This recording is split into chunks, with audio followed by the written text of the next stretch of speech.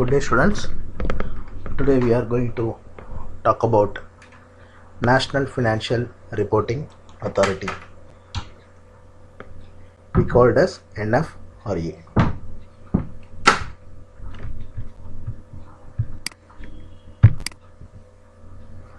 The National Financial Reporting Authority is a body constituted under the provisions of Section 132 of the Companies Act 2013. The constitution of this authority is effective from 1st October 2018. The aim of the central government in this regard appears to be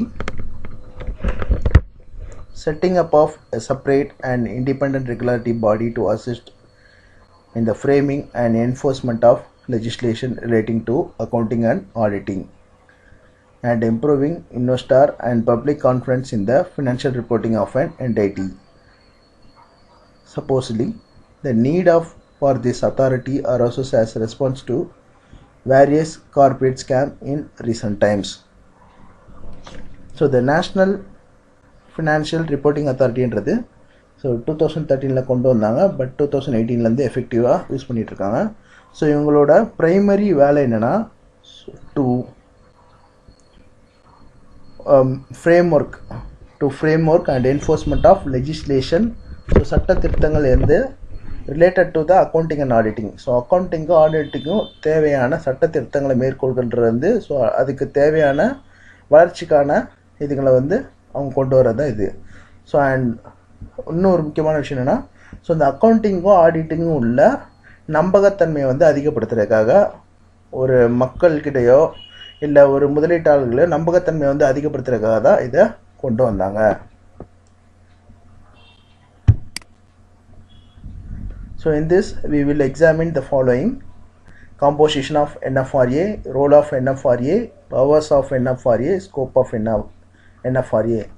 So NFRA ல என்னென்ன இருக்கும், so அவங்களோட role என்ன, அவங்களோட powers என்ன, அவங்களோட ideology என்ன, that is scope. So first one is composition of NFRA. So NFRA ல என்னென்ன இருக்கும். The Companies Act requires the NFRA to have a chairperson who will be appointed by the central government and maximum of 15 members. The appointment of such chairperson and members are subject to the following qualification. So NFRA is a compromise of one chairperson and 15 members. So இதில் மொத்தம் 15 மெம்பர்கள் இருப்பாங்க and ஒரே ஒரு chairperson இருப்பார். They should be having an expertise in accountancy, auditing, finance or law. So இந்த 16 பேருக்கும் accountancy, auditing, finance or law இதை பற்றிய நுண்ணறிவு இருக்கணும். ஸோ எக்ஸ்பர்ட் நாலேஜாக இருக்கணும். They are required to make a declaration to the central government that there is no conflict of interest or lack of independence in their appointment. So they will give you some declaration to the government. So எங்களுக்கு இந்த தனிப்பட்ட உந்துதலோ இல்லை விருப்போ கிடையாது அப்படின்ற மாதிரி கொடுக்கணும். All the members, including the chairperson who are in full-time employment, should not be associated with any audit firm during their term of an office and 2 years after their term. So the term இருக்கும்போதும், termனா the workingல இருக்கும்போதோ இல்லை work பண்ணி முடிச்ச 2 இயர்ஸ்க்கு அப்புறமாவோ எந்த auditing ஃபார்ம்லேயும் அவங்க work பண்ணக்கூடாது. The terms and conditions relating to the appointment of chairperson and members have not yet been prescribed. However, the draft NFRA rules outline the following composition of authority. So இவங்க அப்பாயின்மெண்ட்டுக்குன்னு தனிப்பட்ட ஒரு சட்ட பிரிவுன்னு எதுவும் கிடையாது. ஆனால் அந்த NFRAவோட டிராஃப்ட் லைன்ஸ்லேயே இதுக்கான என்னென்ன தேவைன்றதை கொடுத்துருக்காங்க.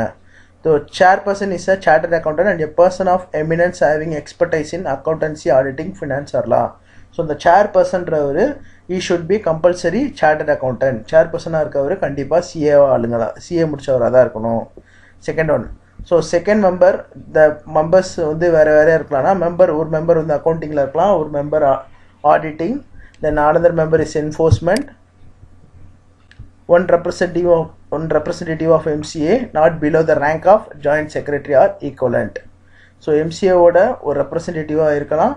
ஸோ அவரோட ரேங்க் ஜாயிண்ட் செக்ரட்டரி ஆர் ஈக்குவலண்ட்டாக இருக்கணும், அது கீழே இருக்கவங்களாம் இருக்கக்கூடாது. ஒன் ரெப்ரசன்டேட்டிவ் ஆஃப் RBI, RBIலேருந்து ஒருத்தர் வரலாம்.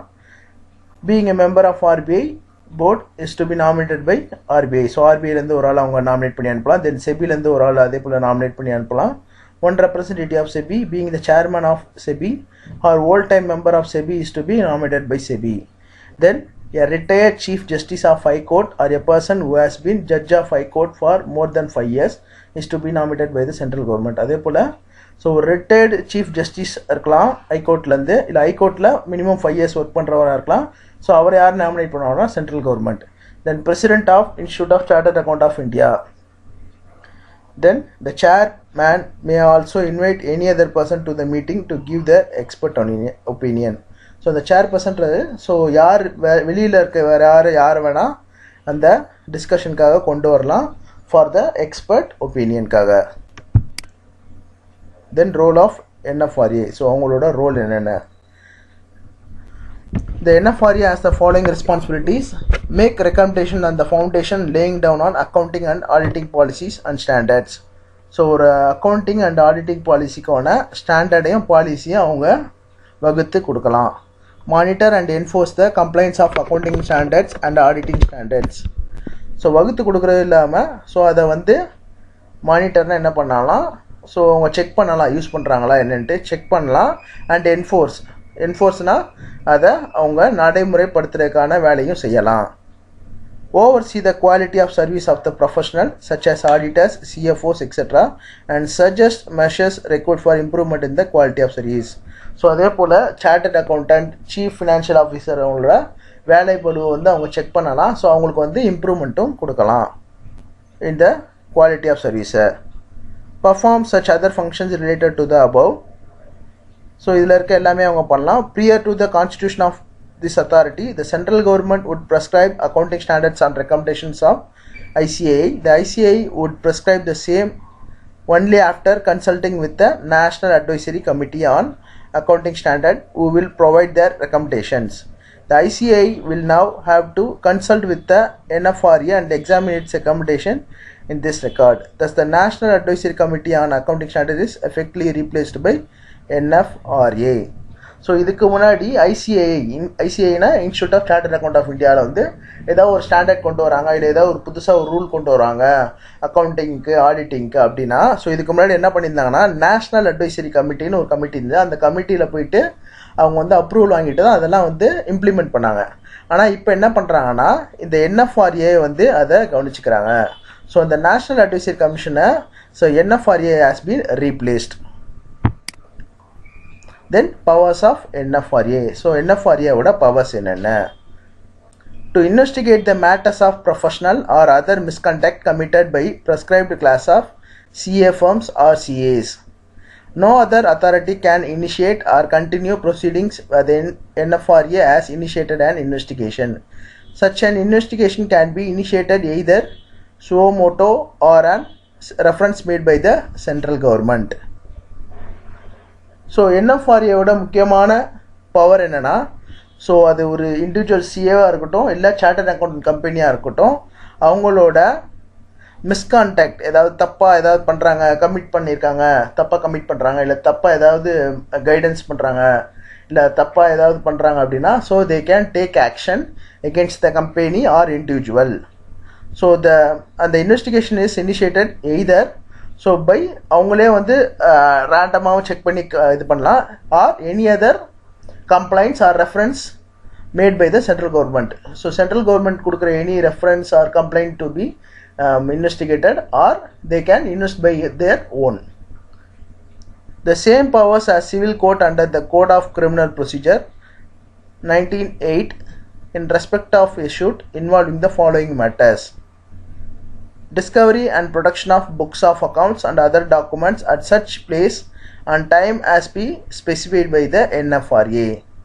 So they can check any books or they found out any books, they are asking for any auditing terms. Summoning and enforcing the attendance of a person and examining them under their oath. So அதே போல் வந்து எந்த ஆளுங்களை எப்போ அவங்க கூப்பிட்டாலும் they can investigate. Inspection of any books, registers and other documents of any person at any place.